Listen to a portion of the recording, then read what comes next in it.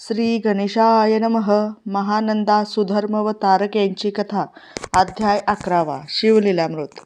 सूत म्हणाले, सज्जन हो, काश्मीर देशाचा राजा भद्रसेन याचा पुत्र सुधर्म आणि प्रधान पुत्र तारक हे दोघेही लहानपणापासून एकमेकांचे मित्र व शिवभक्त होते. त्यांना अंगाला राख फासून रुद्राक्षमाळा घालून एकांतात शिवस्मरण करायला आवडायचे. त्यांच्या अशा वागण्याने राजा व प्रधानास मोठी चिंता वाटे. एकदा पराशर ऋषी राजाच्या भेटीस आले असता राजाने त्यांना आपली चिंता सांगितली. तेव्हा त्या दोन्ही राजकुमारांचे अवलोकन करून पराशर म्हणाले, पूर्वी नंदीग्रामात महानंदा नावाची एक वैश्या राहत असे. तिने एक कोंबडा व माकड पाळले होते. ती त्यांना रुद्राक्षमाळा घालून व भस्म लावून नृत्य करायला शिकवित असे. त्यांना नृत्यशाळेत स्थापलेल्या शिवलिंगासमोर बांधून ठेवीत असे. त्यांना पुराण श्रवणाचाही लाभ होत असे. अशा प्रकारे महानंदेच्या संगतीत त्यांनाही शिवभजन घडत होते. एकदा भगवान शंकर महानंदेची परीक्षा घेण्यासाठी सौदागराच्या रूपात तिच्या घरी गेले. तिने त्यांचे स्वागत करून मी 3 दिवस फक्त तुमचीच आहे असे सांगितले. तेव्हा सौदागराने आपल्याकडील दिव्यलिंग तिच्याकडे दिले व म्हणाला, हे लिंग म्हणजे माझा प्राण आहे. ते जपून ठेव. ते जळले वा भंगले तर मी अग्निप्रवेश करेन. महानंदेने ते लिंग नृत्यशाळेत ठेवले. त्या रात्री ती उभयंता मंचकावर झोपली असता नृत्यशाळेला आग लागून ते दिव्यलिंग भस्मसात झाले. महानंदेने धाव घेऊन कोंबडा व माकड यांची सुटका केली. त्यानंतर शोकग्रस्त सौदागराने अग्निप्रवेश करून आपली जीवनयात्रा संपवली. त्यावेळी महानंदेने सती जाण्याचा निश्चय केला व आपल्या सर्वस्वाचे दान करून पेटत्या चितेत उडी घेतली. तेव्हा शंकरांनी तिला वरचेवर झेलले आणि आपल्या चरणी अक्षय स्थान दिले. महानंदेकरील कोंबडा व माकड यांना तुझ्या व प्रधानाच्या पुत्राच्या रूपाने उत्तम जन्म मिळाले आहेत. पण हे राजा, तुझा पुत्र अल्पायुषी असून आजपासून 7व्या दिवशी मरणार आहे. हे संकट टाळण्यासाठी तू शिवावर संततधार धरून रुद्रायाची पारायणे कर. राजा मनोमन घाबरला होता. तरीही त्याने ऋषींनी सांगितल्याप्रमाणे सर्व काही धैर्याने केले. 7व्या दिवशी मृत्यू घटका येताच सुधर्मा शुद्ध हरपून खाली पडला. तेव्हा पराशरांनी रुद्रोदक शिंपडून त्याला शुद्धीवर आणले.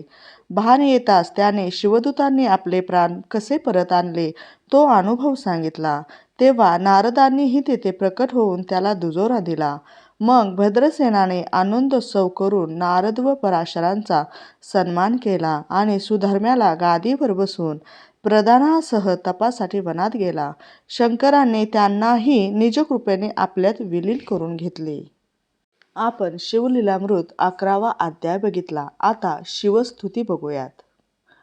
कैलास राना शिवचंद्रमौळी फणिद्र माथा मुकुटी झळाळी कारुण्य सिंधू भवदुःखहारी तुजवीन शंभो मजको न तारी रवी दुधावा नळपूर्ण भाळी स्वतेज नेत्री तिमिरोग जाळी ब्रह्मांड दिशा मदनांतकारी तुजवीन शंभो मजको न तारी जटा विभूती उटी चंदनाची कपालमाला प्रीता गौतमाची पंचानना विश्व निवांतकारी तुजवीन शंभो मजको न तारी वैराग्य योगी शिवशूलपाणी सदा समाधी निजबोधवानी उमा निवासा त्रिपुरांतकारी तुजवीन शंभो मजको न तारी उदार मेरूपती शैलजेचा श्री विश्वनाथ म्हणती सुरांचा दयानिधी जो गजचर्मधारी तुजवीन शंभो मजको न तारी ब्रह्मांदिवंदी अमरादिनाथ भुजंग माला धरी सोमकात गंगाशिरी दोष महाविदारी तुजवीन शंभो मजको न तारी कर्पूर गौरी गिरिजा विराजे हळाहळे कंठ निळाची साजे दारिद्र्य दुःखे स्मरणे निवारी तुजवीन शंभो मजको न तारी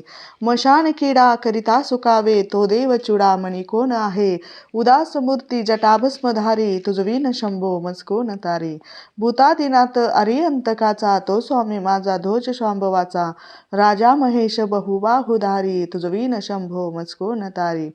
नंदीहाराचा हर नंदिकेश, श्री विश्वनाथ म्हणती सुरेश. सदाशिव व्यापक तापहारी, तुझवी न शंभो मचको न तारी. भयानक भीम विक्राळ नग्न, लीला विनोदे करी काम भग्न. तो रुद्र विश्वंभर दक्ष मारी, तुझवी न शंभो मचको न तारी. इच्छा हराची जग हे विशाळा, पाळी रची तो करी ब्रह्मगोळ. उमापती भैरव विघ्नहारी, तुझवी न शंभो मचको न तारी. भागीरथी तीर सदा पवित्र, जेथे असे तारक ब्रह्ममंत्र. विश्वेश्व विश्वंभर त्रिनेत्रधारी, तुझवी न शंभो मचको न तारी. प्रयागवेणी सकळा हराच्या, पदारविंदी वाहती हरीच्या. मंदाकिनी मंगल मोक्षकारी, तुझवी न शंभो मचको न तारी. कीर्ती हराची स्तुती बोलवेना, कैवल्यदाता मनुजा कळेना. एकाग्रनाथ विष अंगीकारी, तुझवी न शंभो मचको न तारी. सर्वांतरी व्यापक जो नियंता, तो प्राणलिंगा जवळी महंता. अंकी उमा ते गिरी रूपाधारी, तुझवी न शंभो मचको न तारी. सदा तपस्वी असे कामधेनू, सदा सतेज शशिकोटी भानू. गौरीपती जो सदा भस्मधारी, तुझवी न शंभो मचको न तारी. कर्पूर गौर स्मरल्या विसावा, चिंता हरी जो भजका सदैवा. अंती सोहित सूचना विचारी, तुझवी न शंभो मचको न तारी. विराम काळी विकळ शरीर, उदास चित्तीन धरीच धीर. चिंतामणे चिंतेने चित्तहारी, तुझवी न शंभो मचको न तारी. सुखावसाने सकळे सुखाची, दुःखावसाने टळती जगाची. देहावसाने धरणी थरारी, तुझवी न शंभो मचको न तारी. अनुहात शब्द गगनी नमाय, त्याचे निनादे भवशून्य होय. कथा निजांगे करुणा कुमारी, तुझवी न शंभो मचको न तारी. शांती स्वलीला वदनी विलासे, ब्रह्मांड गवळी असूनी ना दिसे. बिल्ली भवानी शिवब्रह्मचारी, तुझवी न शंभो मचको न तारी. पितांबरे मंडित नाभिजाची, शोभा जडित वरी किंकिणीची. श्री वेददत्त दुरितांतकारी, तुझवी न शंभो मचको न तारी. जीवा शिवाची जडली समाधी, विटला प्रपंची तुटली उपाधी. शुद्ध सोरे गर्जती वेदचारी, तुझवी न शंभो मचको न तारी. निधान कुंभ भरला अभंग, पाही निजांगे शिव ज्योतिर्लिंग. गंभीर धीर सुरचक्रधारी, तुझवी न शंभो मचको न तारी. मंदार बिल्पे बकुळे सुवासी, माला पवित्र वहा शंकराशी. काशीपुरी भैरव विश्वतारी, तुझवी न शंभो मचको न तारी. जाई जुई चंपक पुष्पजाती, शोभे गळा मालती माळ हाती. प्रताप सूर्य चरचापधारी, तुझवी न शंभो मचको न तारी. अलक्ष्या मुद्रा श्रवणी प्रकाशे, संपूर्ण शोभा वदनी विकासे. नेही सुपंते बहुपैल तीरी, तुझवी न शंभो मचको न तारी. नागे नामा सकळा जिवाळा, मना जपरे शिवमंत्रमाळा. पंचाक्षरी ध्यान गुहा विहारी, तुझवी न शंभो मचको न तारी. एकांती रे गुरुराज स्वामी, चैतन्य रूपी शिवसौख्य नामी. शिनलो दयाळा बहुसाल भारी, तुझवी न शंभो मचको न तारी. शास्त्राभ्यास नको, श्रुती पडू नको. तीर्थासी जाऊ नको, योगाभ्यास नको, वर्तेमक नको.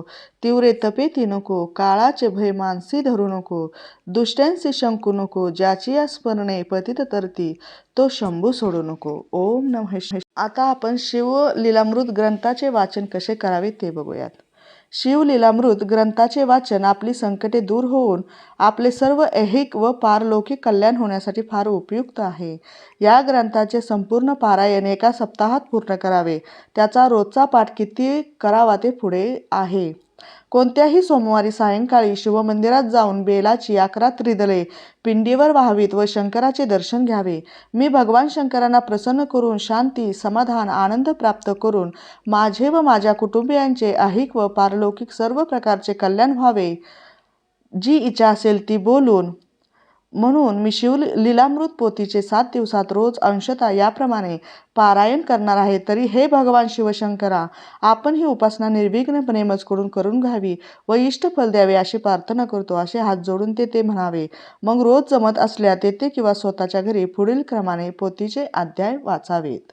सोमवार अध्याय 1 व 2, मंगळवार अध्याय 3 व 4, बुधवार अध्याय 5, 6, गुरुवार अध्याय 7 व 8, शुक्रवार अध्याय 9 व 10, शनिवार अध्याय 11 व 12, रविवार अध्याय 13, 14, 15 अशा क्रमाने वाचावेत. 11वा अध्याय रोज वाचल्याने शिवलीलामृत पूर्ण वाचल्याचे पुण्य मिळते. म्हणूनच 11वा अध्यायाला खूप महत्त्व दिले गेले आहे. रविवार रात्रीच्या आपल्या जेवणाच्या पात्राचा नैवेद्य शंकराला दाखवावा व प्रसाद म्हणून ते अन्न स्वतः सेवन करावे. उद्यापन म्हणून वाचन झाल्यावर त्याच दिवशी शिवमंदिरात जावे व शंकराला 11 बेल त्रिदळे व्हावीत. 1 कलश पाणी अभिषेक करावा. यथाशक्ती तांदूळ व द्रव्य अर्पण करावे. शैव संप्रदायी साधूला 11 रुपये दक्षिणा देऊन शुभ्र वस्त्र दान करावे. या पोथीत दिलेली शिवमानसपूजा वाचावी, अर्थ वाचावा. ज्यांना संस्कृत म्हणता येत नसेल त्यांनी शिवमहिमा स्तोत्र व इतर स्तोत्रे वाचावीत. हे रोज सप्ताहभर करावे. आधी मानसपूजा, मग नेमलेले 2 अध्याय, नंतर शिवमहिमा स्तोत्र व शिवस्तोत्रे म्हणावी.